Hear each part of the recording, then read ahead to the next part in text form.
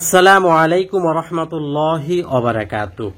প্রিয় দর্শক, পবিত্র মুহররম মাস জুড়ে নারী ও পুরুষের কবর জিয়ারত করার নিয়ম নিয়ে আজকের ভিডিওতে আলোচনা করব।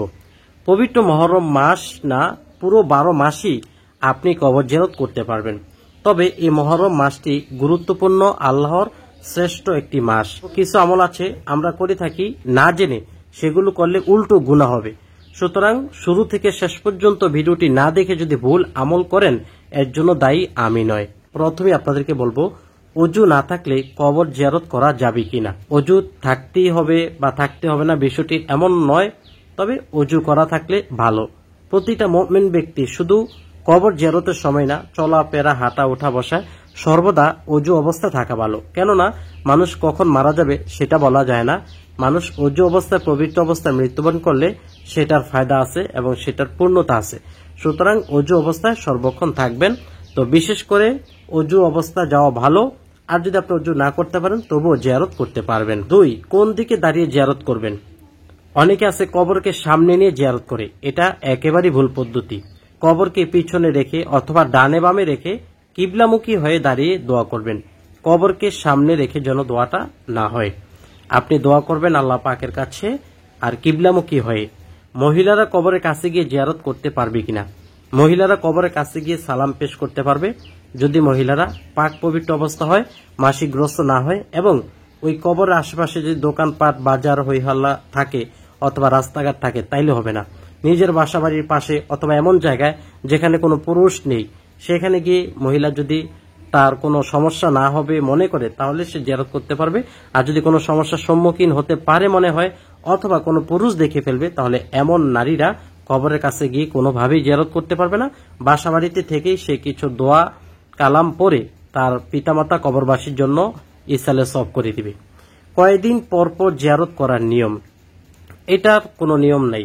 নবীজি সাল্লাল্লাহু আলাইহি সাল্লাম বলছেন, তোমরা কবরবাসীর সাথে সাক্ষাৎ করো, দেখা করো, সালাম দাও, শান্তির দোয়া করো, কামনা করো। এটা প্রতিদিন হতে পারে, কয়েকদিন পর পর হতে পারে, যাতে কবরবাসীর কাছে গেলে জীবিত ব্যক্তিদেরও কবরের কথা স্মরণ হয়, এই জন্য। তারপর জুতা পায়ে দিয়ে জিয়ারত করা যাবে কিনা। অনেকে আছে ভিন্ন নিয়ম করে নেয়, জুতা পা দেওয়া যাবে না, খুলতে হবে, বিষয়টি এমন না। আপনি জুতা পায়ে দিয়ে জিয়ারত করতে পারবেন। হ্যাঁ, জুতার নিচে যদি আপনার জানা সত্ত্বে কোনো ময়লা লেগে থাকে যেটা নাফাকি, সেক্ষেত্রে আপনার জুতা ধুয়ে নিতে হবে। তারপরে 6 নম্বর, জিয়ারতের শুরুতে সালাম কিভাবে দিবেন বাংলা উচ্চারণ সহ। জিয়ারতের উদ্দেশ্যে কবরস্থানে গমনের সময়ের দোয়া, নবীজি সাল্লাল্লাহু আলাইহি ওয়াসাল্লাম এই দোয়াটি পাঠ করেছেন।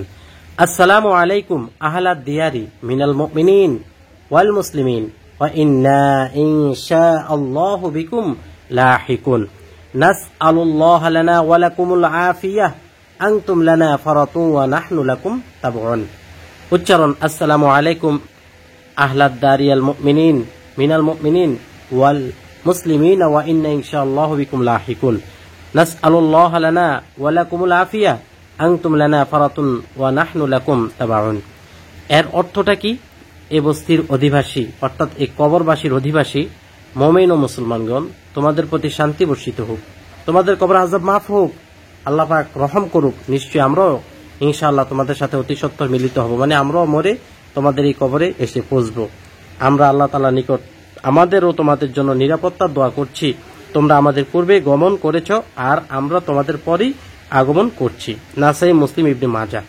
এই দোয়াটার ক্ষেত্রে আরো অনেকে অনেক রকম দোয়া করে, আসসালামু আলাইকা আলাল কুবুর ইয়া মুসলিমিনা ওয়াল মুমিনাত। আপনার এখানে আরো অনেকগুলো দোয়া আছে, এগুলো করতে পারবেন, কোনো সমস্যা নেই, যেহেতু একাধিক বর্ণিত। এখন কথা হলো, আমরা এই কবর যখন জিয়ারত করি তখন বিভিন্ন দোয়া পাঠ করে থাকি। এই যে তারপর কি কি সূরা বা আয়াত পাঠ করবেন। দর্শক, কবর জিয়ারতের সময় রাসূলুল্লাহ সাল্লাল্লাহু আলাইহি ওয়াসাল্লামের হাদিস থেকে বর্ণিত শুধু সালামটি, এখানে আরো কিছু সূরা কালাম পাঠ করতে হবে এমনটি রাসূলুল্লাহ সাল্লাল্লাহু আলাইহি ওয়াসাল্লাম বলেননি। কিন্তু আপনি যদি এইটার অন্তর্ভুক্ত মনে না করেন যে জিয়ারত করতে গেলে এগুলো পড়তেই হবে, এরকম যদি মনে করেন তাহলে বিদআত হবে। আর যদি এটা মনে না করে ইসালে সবের নিয়তে যে আমি কিছু পাঠ করি, তার সবটুকুন তার রূহ পাকে আমি বকশিশ করে দিব, যাতে এর ওসিলা তার কবর আযাব হালকা হয় বা এর সবটুকুন তাকে আমি দিয়ে দিব, তাহলে সেক্ষেত্রে আপনি পাঠ করতে পারবেন। তো এখন চলেন আমরা কি কি দোয়া পাঠ করতে পারি। যেমন সূরা বাকারা শুরু থেকে মুফলিহুন পর্যন্ত এখানে কিছু আয়াত আছে, এই আয়াতটা পাঠ করতে পারি। অতঃপর আয়াতুল কুরসি, আল্লাহ দোয়া, এটা কোরআন কারিমের শ্রেষ্ঠ আয়াত। এরপর সূরা বাকারার শেষ 2 আয়াত আমানা রসুল থেকে শেষ পর্যন্ত এটা আপনারা পাঠ করতে পারেন, কারণ এগুলোর প্রত্যেকটা হরফে হরফে 30 নেকি করে 10 নেকি করে পাবেন, সুবহানাল্লাহ। আর এগুলোর সবটুকুন আপনি আপনার পিতা মাতা কবরবাসীর পাকে বকশিশ করে দিবেন। অতঃপর সূরা ইয়াসিন যদি পারেন পড়বেন, না পারলে সমস্যা নেই। এতই যে দোয়া কালাম সূরা পড়তে হবে বিষয়টি এমন না, আপনার যতটুকু সম্ভব হয়।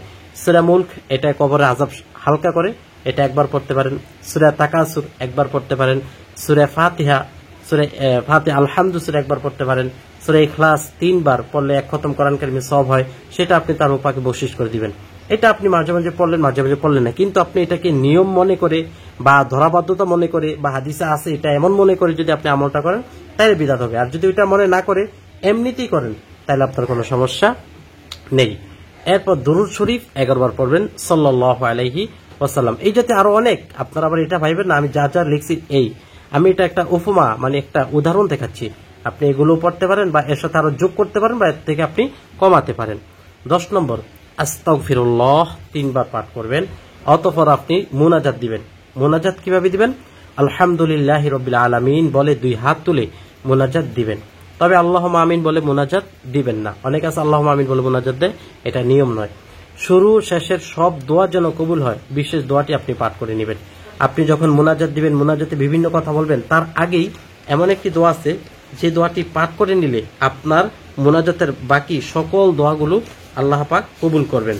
তো সেটা হলো ইসমে আজম, এই দোয়াটা আল্লাহুম্মা ইন্নী আসআলুকা বিআন্নী আশহাদু আন্নাকা আনতাল্লাহু লা ইলাহা ইল্লা আনতাল আহাদুস সামাদুল্লাযী লাম ইয়ালিদ ওয়া লাম ইউলাদ ওয়া লাম ইয়াকুল লাহু কুফুয়ান আহাদ। উচ্চারণটা এখানে দেওয়া আছে, আপনি ভিডিও স্কিপ করে দেখে নিতে পারেন, অথবা আমি বলে দিচ্ছি আল্লাহুম্মা ইন্নী আসআলুকা বিআন্নী আশহাদু আন্নাকা আনতাল্লাহু লা ইলাহা ইল্লা আনতাল আহাদুস সামাদুল্লাযী লাম ইয়ালিদ ওয়া লাম ইউলাদ ওয়া লাম ইয়াকুল লাহু কুফুয়ান আহাদ। অর্থ হলো, হে আল্লাহ, আমি আপনার নিকট এই বলে প্রার্থনা করছি যে আমি সাক্ষ্য প্রদান করছি আপনি আল্লাহ, আপনি ছাড়া কোনো মাবুদ নেই, আপনি একক অমুকাফিকে যিনি জন্মদান করেননি এবং জন্মগ্রহণ করেননি এবং তার সমতুল্য কেউ নেই। সুবহানাল্লাহি ওয়া বিহামদিহি। এই দোয়াটা পাঠ করার পরে আপনি আপনার বাকি দোয়াগুলো করবেন। আল্লাহ পাকের কাছে মুনাজাতে আপনি বাকি দোয়াগুলো করবেন। শুরুতে দোয়া মুনাজাত আপনি করবেন, এটা বলে এতে আপনি মিস করবেন না আলহামদুলিল্লাহি রাব্বিল আলামিন ওয়াসসালাতু ওয়াসসালামু আলা সাইয়্যিদিল মুরসালিন ওয়া আলা আলিহি ওয়া আসহাবিহি আজমাইন। রব্বানা আতিনা ফিদ দুনিয়া হাসানাতাও ওয়া ফিল আখিরাতি হাসানা ওয়া কিনা আযাবান নার। রব্বানা যালামনা আনফুসানা ওয়া ইল্লাম তাগফির লানা ওয়া তারহামনা লানাকুনান্না মিনাল খাসিরিন। রব্বিরহামহুমা কামা রব্বায়ানি সগীরা। 3 বার বলবেন রব্বিরহামহুমা কামা রব্বায়ানি সগীরা, রব্বিরহামহুমা কামা রব্বায়ানি সগীরা। হে আল্লাহ, আমি যা কিছু পাঠ করলাম এর হাদিয়া রাসূলুল্লাহ সাল্লাল্লাহু আলাইহি ওয়াসাল্লামের পাকে পৌঁছে দাও। আল্লাহ, আমার বংশের সকলের আব্বা আম্মা দাদা দাদি নানা নানি আত্মীয় স্বজন ভাই বন্ধু পাড়া প্রতিবেশী যে যেখানে কবরস্থ হয়ে আছে সকলের পাকে আমার এই হাদিয়াটুকুন বকশিশ করলাম, তাদের কবরের পাকে পৌঁছে দাও। আল্লাহ, বিশেষ করে এই কবরে আপনি যে কবরের কাছে দাঁড়াবেন, অথবা আপনি কবরের কাছে দাঁড়াবেন না, বাসা বাড়িতে থেকে দোয়া করছেন, অথবা আপনি দোকানপাটে বসে ব্যবসা বাণিজ্য বসে সুদূর প্রবাসে থেকে বিদেশে থেকেও যদি দোয়া করেন, আপনি বলবেন আমি যাকে উদ্দেশ্য করে এই দোয়াগুলো পাঠ করতেছি আমার আব্বা কবর দেশে, আব্বার রূপাকে পৌঁছে দাও, আম্মা কবর দেশে আমার রূপাকে পৌঁছে দাও, এরকম ভাবে আপনি বলে তাদের রুহে বকশিশ করবেন, মানে পৌঁছে দিবেন। এরপর বলবেন আল্লাহ, পৃথিবীর সকল ইমানদার নর নারী সেই আদম আলাইহিস সালাতু ওয়াস সালাম থেকে আজ পর্যন্ত যত মানুষ মারা গেছে ঈমান নিয়ে, তাদের উপাকে বকশিশ করলাম, তাদের উপাকে বকশিশ করলাম, তাদের কবর আযাব মাফ করে দাও। আল্লাহ, এই কবরবাসীকে জান্নাতুল ফেরদৌস নসিব করো। অথবা আপনি দূরে থাকলে বলবেন আমার আব্বার কবরটা জান্নাত বা জান্নাতুল ফেরদৌস করে দাও, জান্নাতুল ফেরদৌস আমার আব্বুকে নসিব করো, এইভাবে বলবেন। কাছে থাকলে এই বলবেন, দূরে থাকলে আপনি আপনার ওই ব্যক্তির নাম বললে হবে। ইয়া আল্লাহ, আমাকেও কবরে যাওয়ার যে সামানা, যে সম্বল, সেই সম্বল তৈরি করবার তৌফিক দান করো। আমার পরিবারের সবাইকে দিনদার পরহেজগার মুত্তাকি বানিয়ে দাও।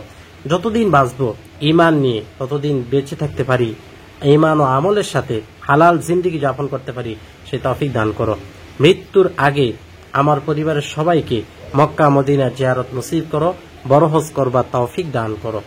আল্লাহ এই কবরটা রওজাতুম মির রিয়াজিল জান্নাহ বানিয়ে দাও।